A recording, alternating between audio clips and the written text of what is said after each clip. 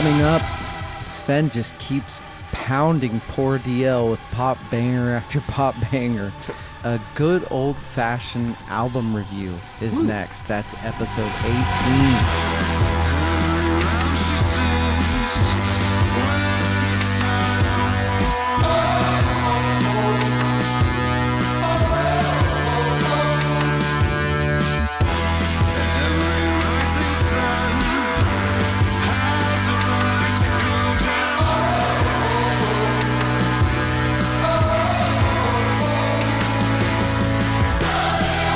Welcome to Verse Chorus Verse. With me is the six-string slapper, Svend Knudsen. Svend, how are you tonight? Slappy, I guess. How are you? Where are you? I'm in Orlando, the touristiest place of all time. Is that what you call it? That's an accurate statement. Yeah. I feel like I've only been to Orlando like a handful of times, and all I know is that I got to float down a lazy river for a couple of times. And if you don't know what a lazy river is, you really need to find out because it's the greatest thing that ever existed. Is it really lazy, though? Because I feel like I've had to do some work in and out of a lazy river. No, I just lay there. It's the great. You just lay there? Yeah. It's the greatest thing ever. I'm doing some work in Orlando. I'm at a hotel room. But we're still hard chargers, our Svend and I. Ride or die, right, Svend? Yeah, you know how we do. Thank you. I appreciate it. Look, it's been a long time since we did this, but we are back to just doing an old school traditional album review. Svend gave me an album that he wants me to listen to. I gave him an album I want him to listen to. And that's what we're going to do, right? We're going to start listening right now. We are? Or we're going to talk about it. Well, we can talk about it. It doesn't really matter. What I really want to know is who's going first. Who are we talking about first? Whose turn is up first? That is a good question. Yeah. We should have talked about this beforehand. We didn't. That'll determine what happens before we get to the more important question of the episode. So if I'm first, my next move is strategic. I love this. This might be my favorite thing that's ever happened on this show. So I'm going to say, was our last review the classic? No, it couldn't have been. Couldn't have been the classic one, could it? Well, are you counting 1989, the guest episode? No. I mean, that wasn't like a traded review, but that was an album review. No. Yeah, then I guess if you don't count dissections, the last time we traded albums, I believe was... Wow. Yeah. That was really it. The classic. Huh? It's like we don't talk albums anymore. It's so sad. With each other. What happened to us? I guess I gave you Lauryn Hill. Lauryn Hill went second. You are going to be going first. Sounds good. Before we get to that, I'm just going to ask you, Svend, how's your week been? Have you been good? I see a very beautiful guitar right behind your shoulder. You see that? That is the newest member of my family, named Freya. And everybody that can't see it right now, it is a Stratocaster that I custom made from blank pieces of wood, which was a whole skill set. I mean, I'd done woodworking before, but that was an adventure. Luthiering is hard stuff. This has been an ongoing project for a couple of months. I finally got it pretty much, it's playable. I have a playable, customized Stratocaster. I'm pretty sure I haven't heard anything you've recorded on it yet. Is it? No, you said I have not recorded with it yet. It needs some adjustments. So the bridge hasn't been dialed in, and the nut, I need a new nut. Yeah. So I'm in the process of hunting down a bone nut that I will notch myself. I'm gonna notch my nut and get these strings sitting a little bit cozier in them and get that action nice and low. It sounds great. The action's really high, so it's... You can't write this stuff. No. My nut is lifting the strings way too high from the fretboard, so there's too much action, and I can't play fast. That's the greatest sentence that has ever existed right there. That's definitely our tagline. So with that, we're going to go to the most important part of the night. Svend, what are you drinking, Mr. 10 Barrel Hat? Well, I'm not drinking something from 10 Barrel, but I am going to drink a Star Valley IPA.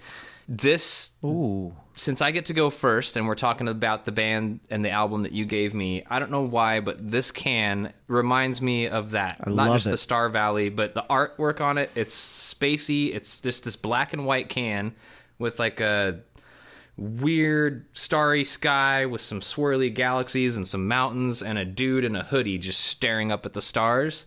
And once we dive into this album, I think you'll see the connection. That is a really cool can. We're about to talk about an album that fits that. We also just did a revisited on Kid A that also fits that. Yeah. That is a badass. I'm extremely impressed by that. Woo. I am way less impressive tonight. I am going full Dave Grohl. Yeah. I am the all Tall about Boys. the Coors Light tonight. Yeah. So the work that I did, we finished our big job tonight, went out to dinner, got back to the hotel at about 9 minutes before this podcast, ran down, got about 4 big, huge Coors Lights, and here we are. There you are. Everybody that's listening, don't worry. I'm already lit. We're good to go. It's going to be a good time. I don't think anyone ever has to worry about that. We're always going to be a little bit sauced.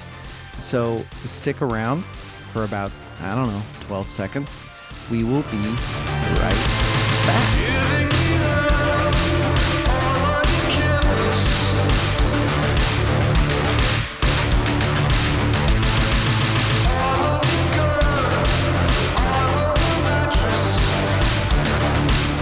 Here we go. Wow, we haven't done this for a while. For this week, I gave Svend Big Black Delta's self-titled album. So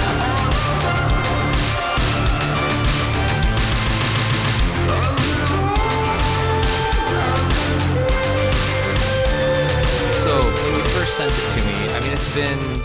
I feel like we picked albums for each other like a year ago. So how many things have we done since then? You and I give a few albums to each other every time that we actually do this style. Yes. This might have been on the first one that I gave you. And while we're talking on it, I really need to give a true shout out to the artist himself, because we have permission to play it. Jonathan Bates. Jonathan Bates. It's the name of the artist. It's a solo project from a gentleman that's in a band called Mellodrone. And he gave us permission himself to play the music. So the music that you heard on the intro and the music that you're going to hear while we're describing his, to me, unbelievable music, we don't know what Svend thinks yet, is all thanks to him. I'm telling you, buy this album, do all the things, like all the stuff. It's the greatest thing ever when these artists let us play their music. Yes. And Big Black Delta. That's Big Black Delta. And it is. And this album, the self-titled, they've got a couple, or I should say. This was the original, the first release in 2013. So the reason I asked how long ago you gave this to me, on the second time you sent this one over, I gave it a very quick run through. I listened to it just straight through. And then it sat for weeks until this week when I realized that I had been slacking and needed to do some homework in preparation for tonight. So like a madman, I have been listening and taking notes. And I'm going to get this out of the way right now before we actually talk about anything on the album or any of the details. I absolutely love and hate you for giving this one to me. I feel I like that. Like you're inside my head a little bit with this selection. Ooh. Yeah. Ooh. Now, I'm going to save the love-hate for the album. I think you'll be able to guess when we start getting into it. But there's a lot of soundscapes and sounds in this album that I have been listening to a lot because of some other projects that I'm working on. Similar sounds, similar synths. So when I got around to listening to this, my ears were already pretty exhausted from repetitively listening to a lot of the same frequencies, same, things. Which, okay, at first when I put this on, I was kind of bummed out because I was a little concerned that I wouldn't be able to actually give an honest opinion or really form an accurate review just from the ear fatigue. Gotcha. But when Put the Gun on the Floor, track 1, started out, I immediately knew that I was not going to have any problems with that. Ooh. Because I started laughing so hard. Really? Only because this is probably not at all intentional, and I don't know if anyone else would ever pick up on this. For whatever reason, the intro, the very first, like the grindy bass thing that starts in and the groove that comes in, for whatever reason, it reminded me of the music that's in... Have you seen the movie Grandma's Boy? Yeah. When JP, the trench coat dude, the game programmer, JP, is in his like office that's basically a giant white room, and he's in this like spaceship of a chair, and he's got this music going. I laughed so hard because I was like, this has got to be that song, and it's not, because it's just the intro. I started off on a light foot. That's not at all, I'm sure, what Jonathan Bates was going for. But I will say that like it really from there launched into some really cool synths and vocal effects. Side of the Road, the second track, I'm a sucker for all these synthy kind of textures and keyboards and things going on, and then this vocal vocoder effect that he has on his voice. It's so appropriate for this project. Yeah. For this project, this was on point. I usually don't love super vocoder or auto-tune or things like that. I think it's a cool effect. Agreed. And when people do it in the right spot. I completely agree. I have a hard time with vocoder, but to me, this guy has kind of perfected vocoder harmonization.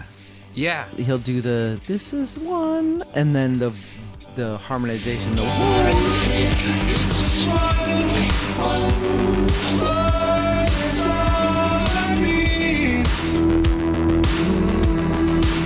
Dude, I've never heard a distorted vocal used like that. Yeah. But so well. Yeah. It's really good. I'm glad that you jumped in with that. I was going to ask what you thought about the harmonies, because a lot of times... Fucking amazing. Right? Fucking amazing. Yeah. And I did not expect that. So I will say... total surprise. Usually like electronic experimental albums, I don't find them to be like super vocally interesting or impressive. So this kind of blew me away. For me, it went back and forth between grindy, industrially kind of stuff and then more just like synth pop kind of stuff. And I really liked the mix up. Synth pop is a really good kind of a neo synth, a really dark 80s Blade Runner is what I kept going to. When I first heard this, I kept comparing it to like Eyes Without a Face by Billy Idol. That sort of super dark synthy 80s I could stuff, which I don't know if you knew this, but when he was with Mellowdrone, he was tired of trying to figure out how to hook up with his bandmates because they all lived in a different place, and he wanted to do his own thing. And he met Alessandro Cortini from Nine Inch Nails, and he was like, here's how you record your own shit. How much sense does that make? So that's awesome that you bring that up, because I'm looking at my notes here for Capsize, which is the fourth track on this album. And I'm like, how it's really grindy, and I love the tempo, and it gives this intense movement to the track, similar to Nine Inch Nails' Closer. And how it just has this relentless trudging forward feeling. Yeah. I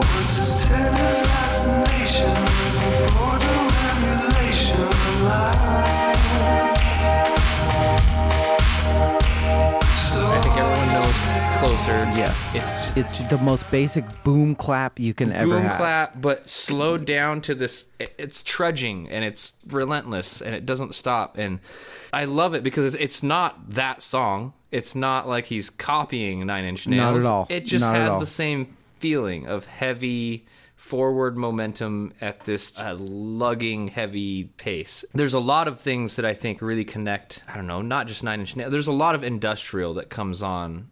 I think as the album progresses, it even gets more industrial and a little more grindcore and things like that injected into it too. There's a few tracks like that. But before I get to the second half of this album, I have to have to stop for a moment on Money Rain Down. Because yes. More of that. Because of the brass? More of, yes. I think it's a baritone sax that's either so much effects or just a synth. Yes. Those little staccato, little percussive jabs at the beginning. And then the bass line. The bass comes in with one of my favorite progressions in pop music. I can't, you have to hear it. We'll play it.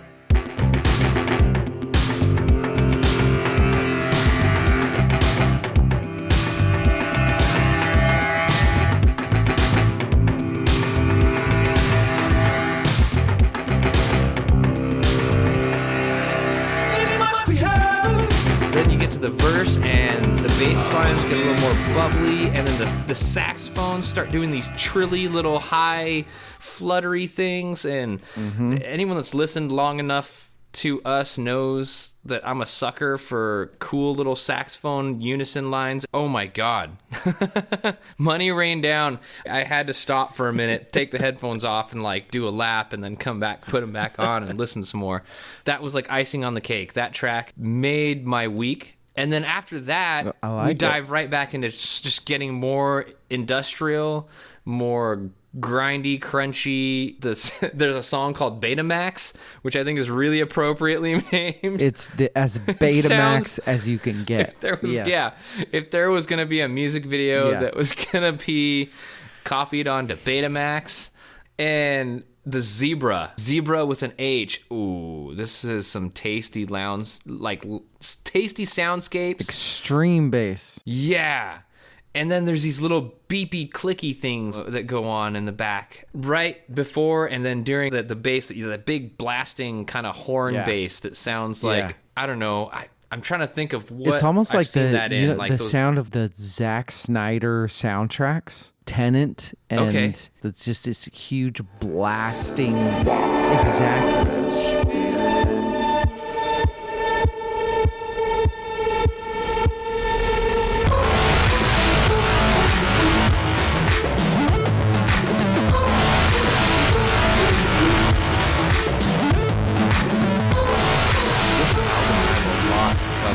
Even a little like epic rock opera right in the middle of this, that I Fucking Love You track. It's this huge epic thing. Massive. And to me, it's massive. It has some of that rock opera kind of, I don't know, quality to it. I'm playing this at the very beginning of the episode, so everybody's already heard it. But it's the loudest, most melodic thing you can possibly think of. The way I found this guy is he opened in Boise at the Botanical Gardens. He opened for Jane's Addiction. No way. It was just him playing on his fucking little drum machine and then two drummers in the back just beating the shit out of his beats. It knocked me on my ass. Everything that you could think of, he tries to cram in here, I think. He gets all glitchy on X22, gives me a fever, and the only cure is more cowbell, which he gives to you. You tell me who else can fit cowbell into experimental electronic music and make it actually cool.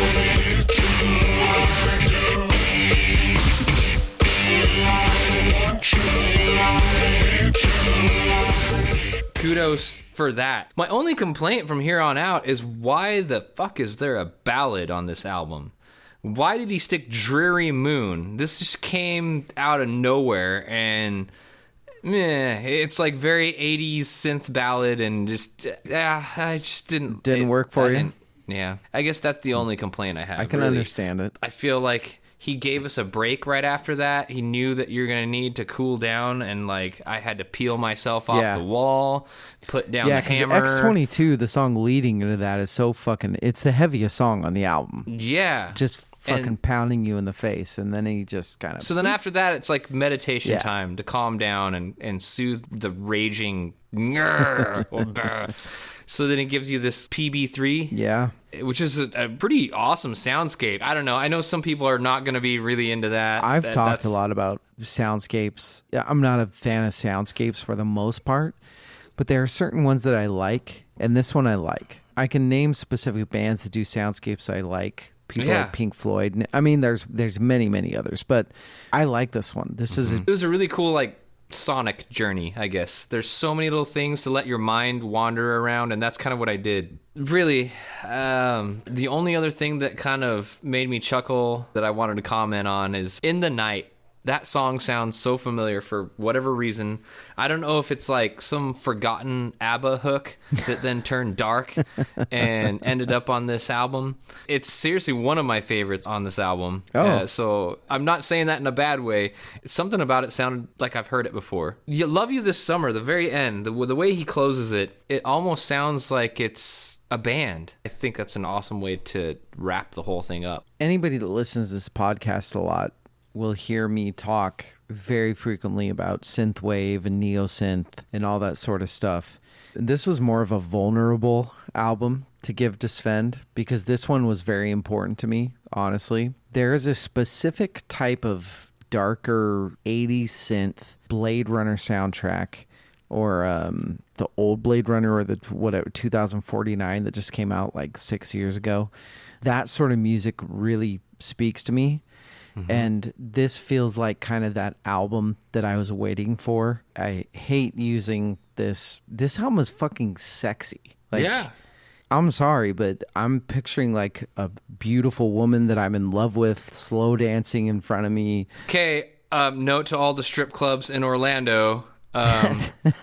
If you want them dollars from David, this is what your DJ needs to play. This is kind of the pinnacle of the Vangelis music that I like. The composer that wrote all the Blade Runner music, all that sort of stuff. To me, this is kind of the pinnacle of that. Yeah. Let's do some awards and categories. I usually start with Amazon bad reviews, but there was only one bad review. It wasn't funny. I like reading the funny bad reviews, and this wasn't funny. This was just like a douche. Oh, you're a gay slur, blah, blah, blah, blah, blah. Okay. You know what I mean? It wasn't... Troll. It was a troll. Exactly. Thank you. Influences and influencees. I'll start. You've already started. Vangelis, the artist that wrote the Blade Runner shit. Yeah.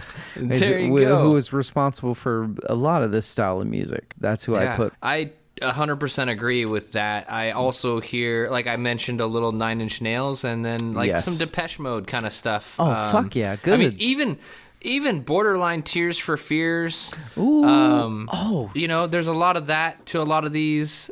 I mean, there's plenty. You could dig it right through. Now. You could dig through that milk crate of 80s vinyl and probably find a bunch that I'm missing. He's Tears for Fearing. He's Depeche Mode. Like, he's got David just in the, the happy place, huh? Palm of his hand, the darkest happy place that you could be. Fine wine or skunk beer award. What do you got, Svend? You know, I think in niche circles, people like you and people like me, maybe people that into this really specific type of sound, I think that this will age really, really well. Do I see it being mainstream? Probably not. Completely agree. I mean, it's sad because, like I said, this is one of my favorite albums of a long time. But this is, to me, if I had to pick, it'd be a skunk beer award. People aren't going to listen to this. That being said, for long. I think that if you swapped the drum sounds on a couple of these tracks and swapped it with a female vocalist, you would have a pop banger. Okay. I think that if Jonathan was trying to make a pop hit, he would do it and it would be on here, but it's definitely not. I don't think it's anywhere in his set of goals. Like, can you sarcastically synth? Because I feel like he synths sarcastically sometimes. I agree. When I saw him, I don't think he's being sarcastic, and I love him for it. I think he's just that cheesy. When I saw him open for Jane's Addiction, he was the stereotypical musician that I want to be. He was the super skinny, tattered jeans, faded white t-shirt, Ray-Bans on. He'd put his fucking drum machine on. He'd just get up and kind of fucking, wiggle, dance around and sing. Like, exactly. He's an artist's artist, if you will.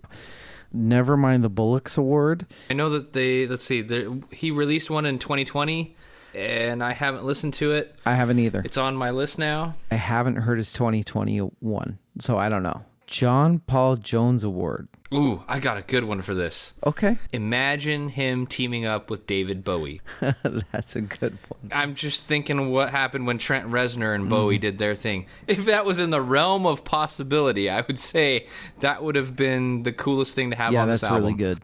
The only one that I said, which pales in comparison to yours, there were a couple songs on here, like Love You This Summer, and I can't think of the other one, that I would have wanted to hear maybe some female vocals. Yeah. He had some female backup vocals, but the one that kept popping into my head was Emily Haynes, who's the Metric. I'm not super familiar. Emily Haynes? Yeah. Super calm. Okay. Electra. Like a cool Enya. Maybe I need to just give you a Metric. Oh, she's Canadian.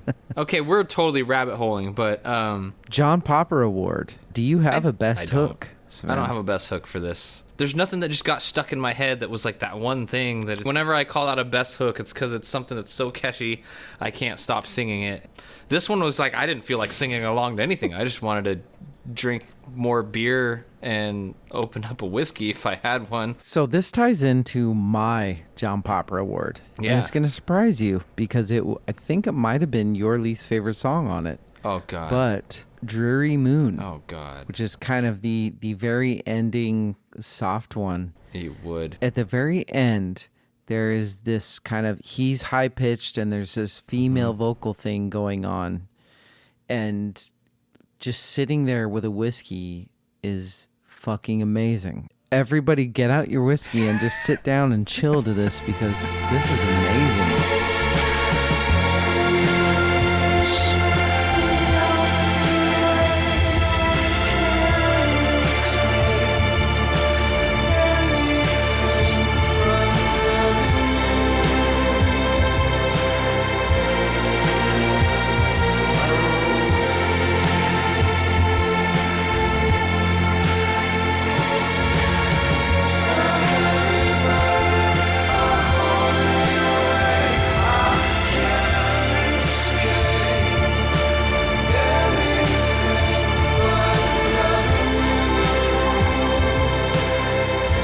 Wasn't that amazing? Okay. I'm amazed. Eddie Van Halen Award. I will start the very beginning of I Fucking Love You. Ooh. The vocals are these haunting, multiple layers of operatic, killing your ears with this huge boom. Yeah. That is a good one. I'm going a little different direction because you know me, and I've already admitted it. Those sexy saxes.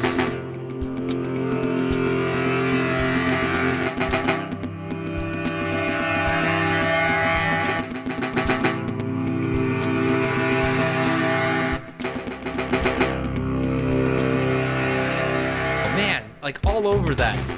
Surfer Rosa Award. Me personally, it's not a Surfer Rosa Award. It's not top heavy. It's not bottom heavy. It's not anything. What about you, Svend?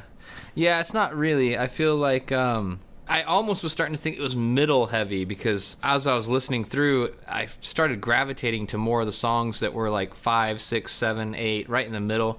But not really. Not top heavy, not bottom heavy. Time of Your Life Award. I'll go first. If I had to pick one, and this might surprise you, Svend. In fact, I'm pretty sure this would surprise you. Yeah. I guess I'd pick X-22. Okay. To me, it doesn't necessarily fit with the album. This album is so much about satisfying, simple melodies and beats. And then all of a sudden, X-22 comes punching you in the face, which is awesome. It is. But it kind of throws me off. You just don't like cowbell. That's it. Can you guess what I'm going to say for mine? I mean, I've bitched about it enough already. Dreary Moon. Yeah. Why? Joe Nathan, why? All right. 3 best songs on the album. Let's go with you, Svend. 3 best songs. What are your 3? So my favorite definitely is Money Rain Down. In the Night, this is kind of a tie, I guess. In the Night and Love You This Summer. are tied for... You really like the second, end of third. the album. The middle and then the end. They're good songs. I'm not complaining. They're good songs. I don't feel like they're that much better, but you're making me pick three. The clear winner for me is Money Rain Down. I just gush all over that song, but everything else is really good. My three best songs, starting at 3, in bewilderment to Svend, is Dreary Moon. Number 2 is I Fucking Love You. Great lyrics in that song, too.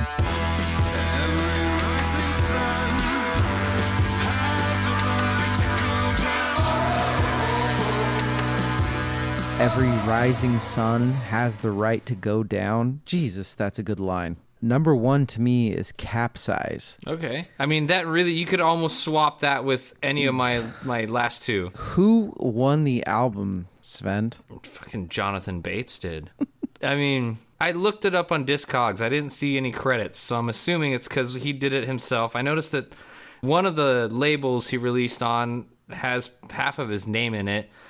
I'm feeling like he kind of did a lot of this just solo on his own, didn't want any help, didn't need any help. So he wins. Good job, Jonathan Bates. I'm saying I won this album. All right.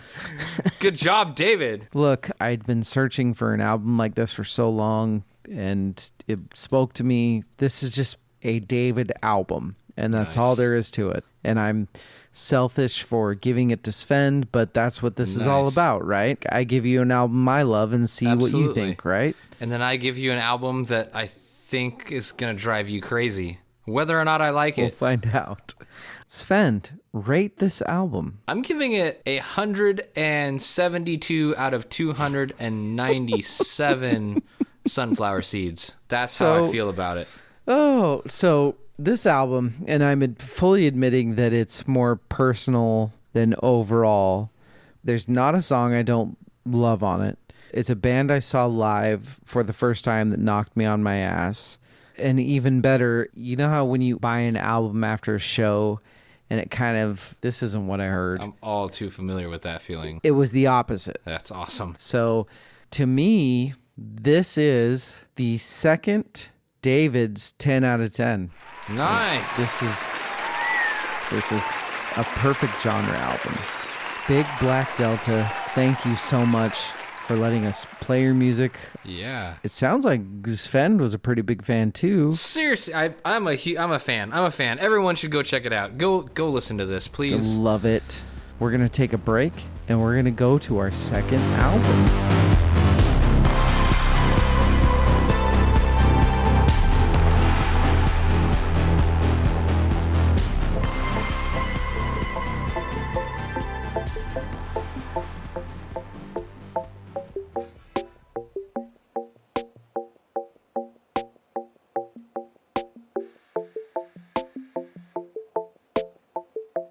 I'm ready. Are you ready? Yeah, whenever you want. All right. For this week, just because I love messing with David, and I know how much he loves stuff like this. Sure as fuck do. I gave David Charlie Puth voice notes. Say about you it. Sure did. Charlie Puth voice notes. My goodness. Was he initially a YouTube star? Did he start with YouTube? He did start with YouTube. So some quick little trivia. He is one of the people on this planet gifted with perfect pitch. Okay. For anyone listening that does not know what that is, it means that any sound he hears, any note he hears, he can tell you exactly what note it is without hearing any kind of reference or looking at any kind of... He just... Something hear that it. David has, god damn it. Svend just said flat in a C minor. Mm-hmm. Look at that. David's got it too.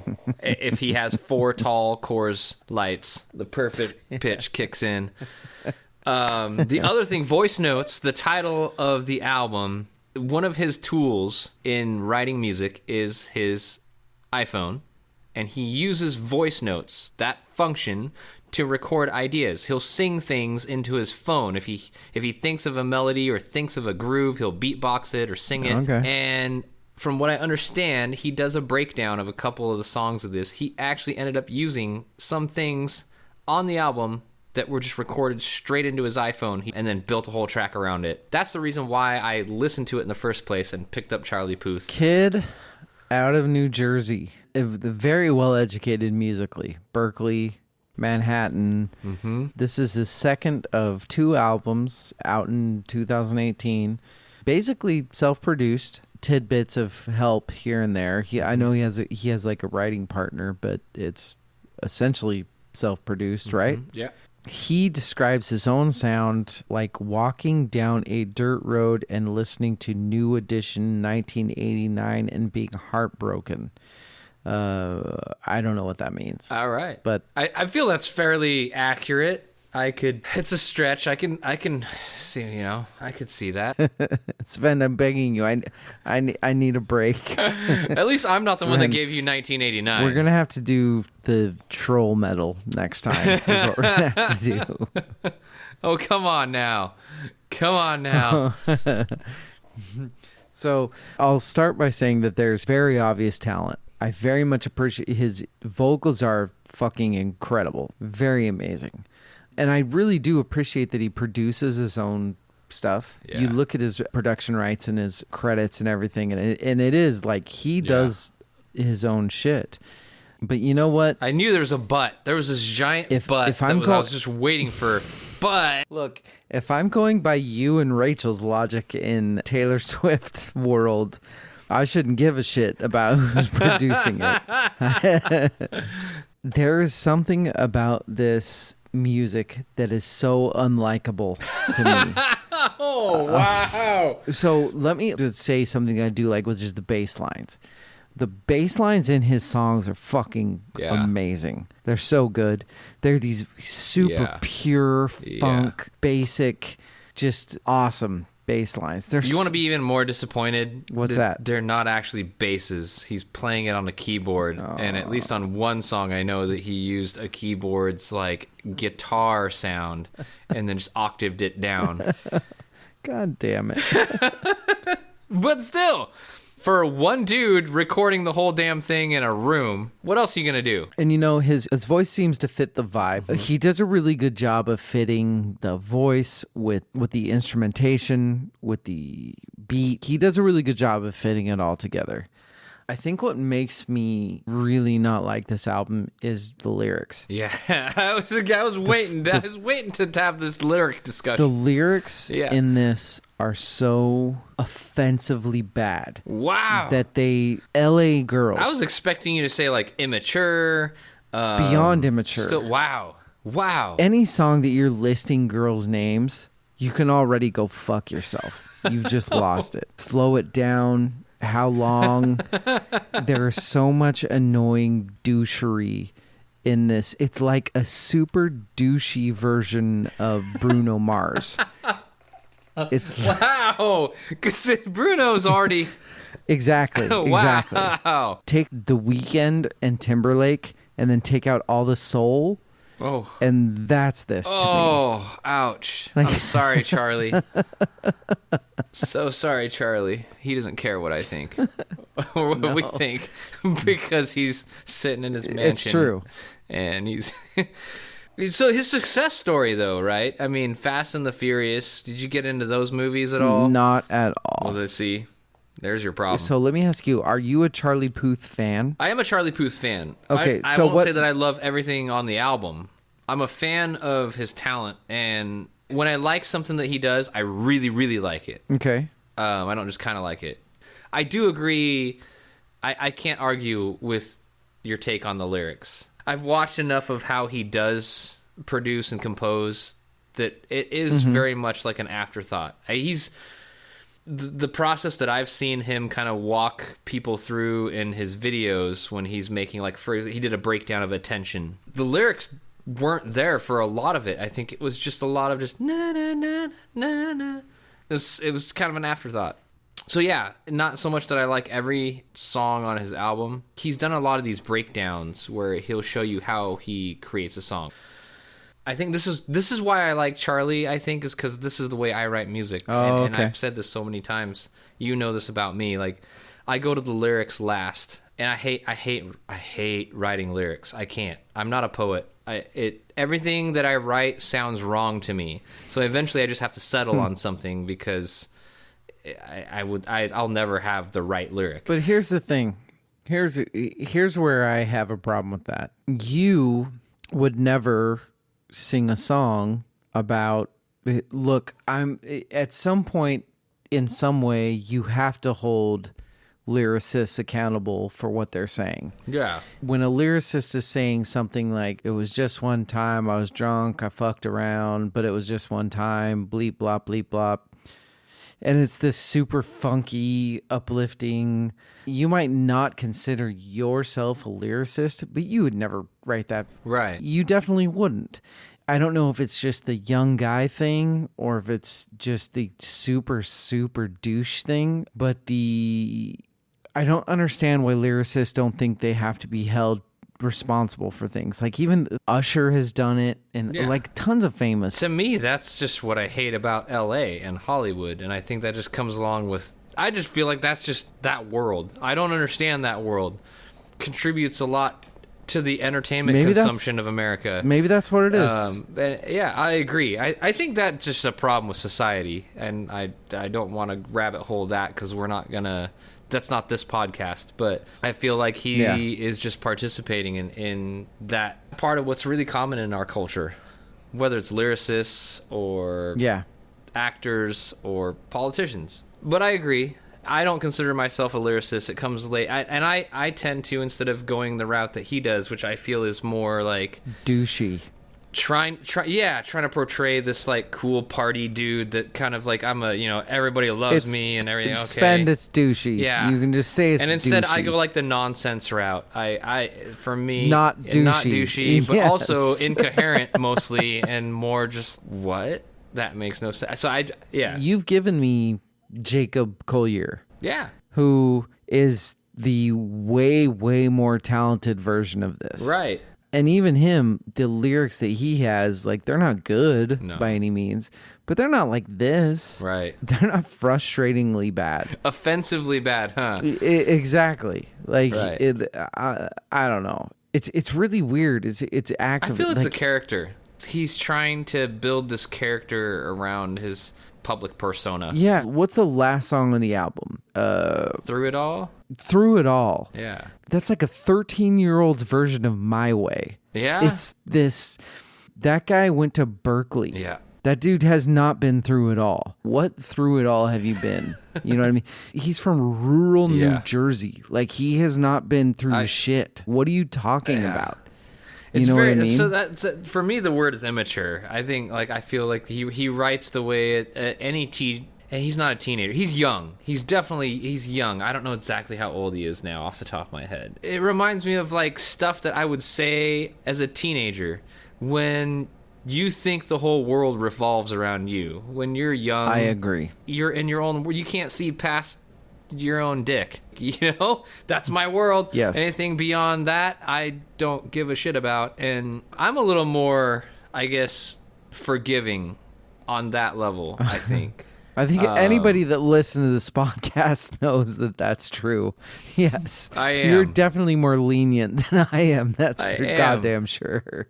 Because I will sit there and I will say, well, like, okay, Charlie, you're going to understand in like 10 years. I don't know. This just kind of reminds me of like our Joyner Lucas ADHD conversation. A little bit. Again, another one that I sent you that I kind of had an inkling. Mm-hmm. I knew a little bit of how you might react. Usually it's like over self-glorification. Then I'm like, send this one to David and let him rip this apart so I don't have to do that mental juggling and I can just love the music part of it. And I think that's where we can leave it. I feel like you knew exactly what was going to happen with this one. The only thing that might shock people is even the cameos. Boyz II Men was on this album. For real? Oh, yeah. Track 7, If You Leave Me Now. Oh, my God. For real? Yeah. That's hilarious.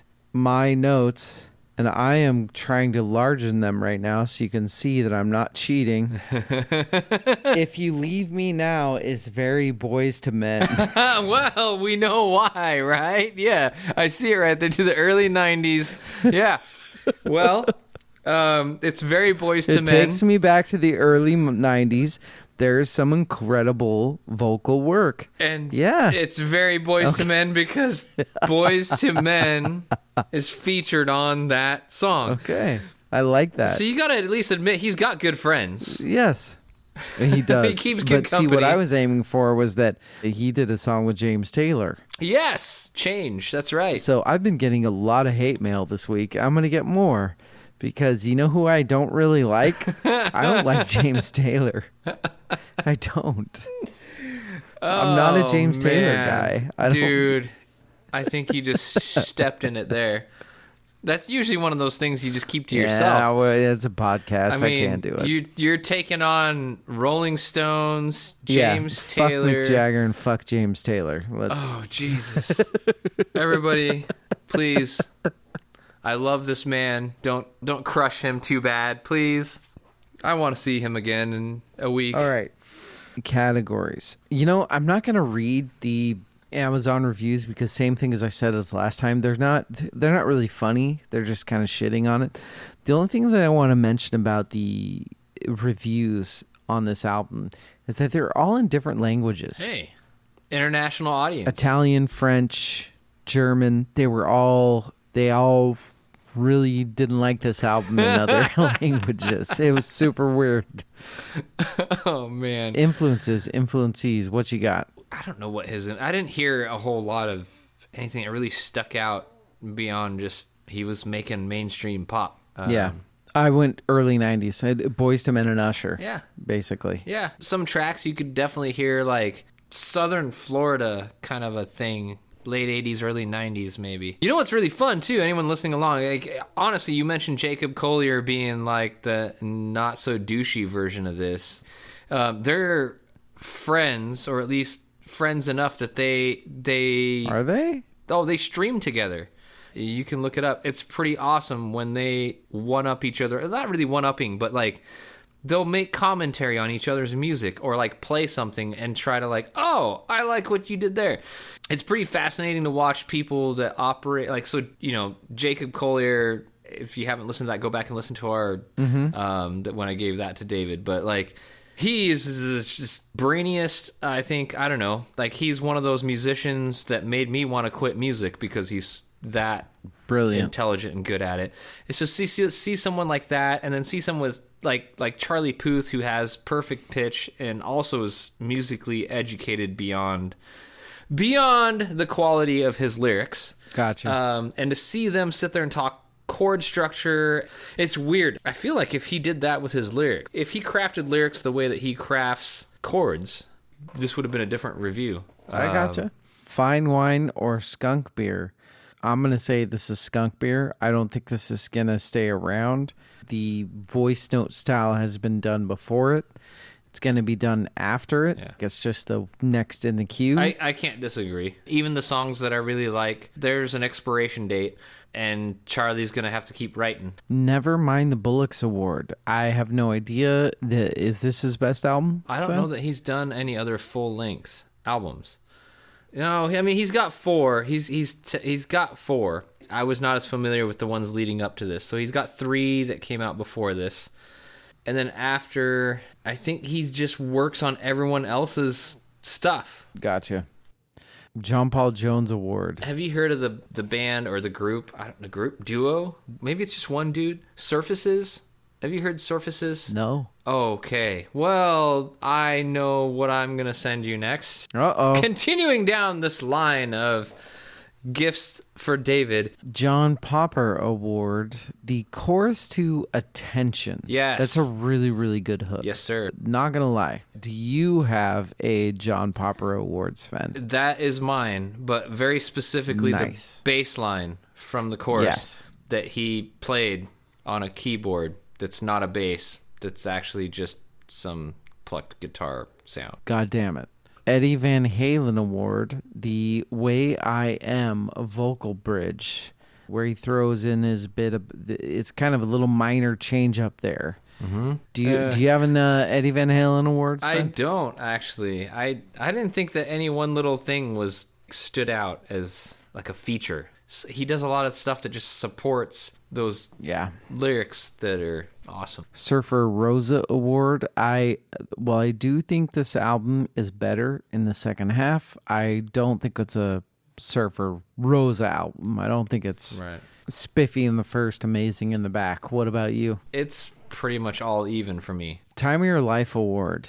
Svend, what's your least favorite song on this album? Probably the very end. I'm going to say Through It All. Good choice. What about you? Well, I really want to agree with you on that because it's just such a terrible fucking song. I extremely don't like How Long. I don't like the super poppy fun, by the way, it's no big deal. Yeah. Right. Who likes fun? So sorry. Didn't mean it. I was drunk. Right. The three best songs on the album. I'll go ahead and go first. Somebody Told Me is number 3. Number 2 is Patient. And my first favorite track, and it's the only track that I think is good on this, is Done With Me. The female singing on it. Kalani. Thank you, Svend. That is good. The hook is good. She's amazing. Yeah. He's good in that. He plays well with it. Like, that's a really good song. Well, Done For Me is my number 3. Okay. And then If You Leave Me Now, the one that features Boys to Men, is my 2. And my number 1 is Attention. And I think it's only because that's the first song that I heard of Charlie Puth's. Who won the album, Svend?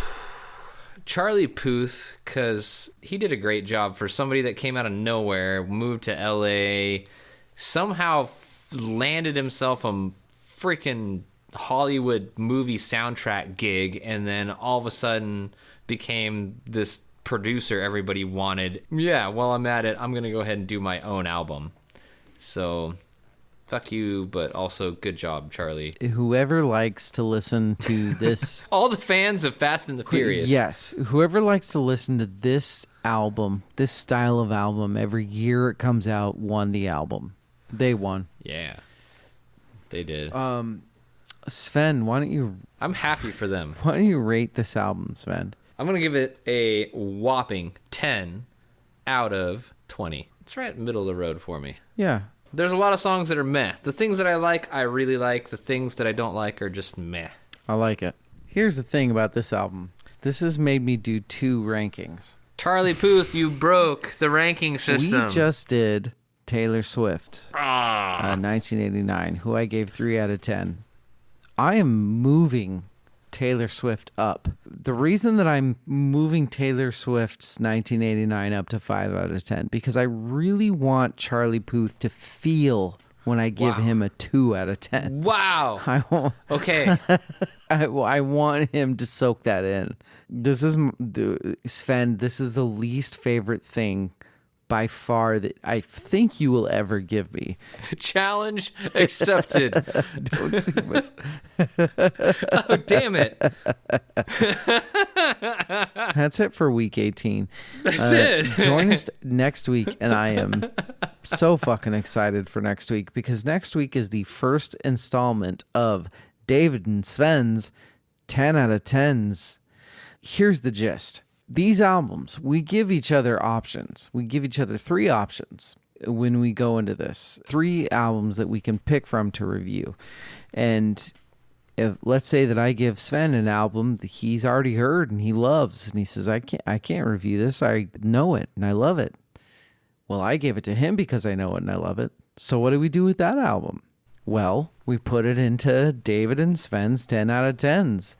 And we are doing our first one next week, and we got a guest. We got somebody brand new that we've never even talked to twice on the show. Not even twice. Not even twice. Nope.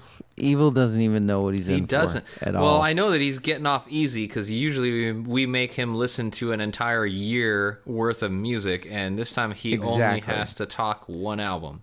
And given what I know about how much he prepares, I think next week you and I can just drink beer and sit back and listen to Dr. Evil just lecture us. That's a good point. You and I should just listen to the album once, sit back. And then just let evil do the rest. Let it happen. It'll be his podcast. Let evil happen. VerseChorusFirst.com. That is the website.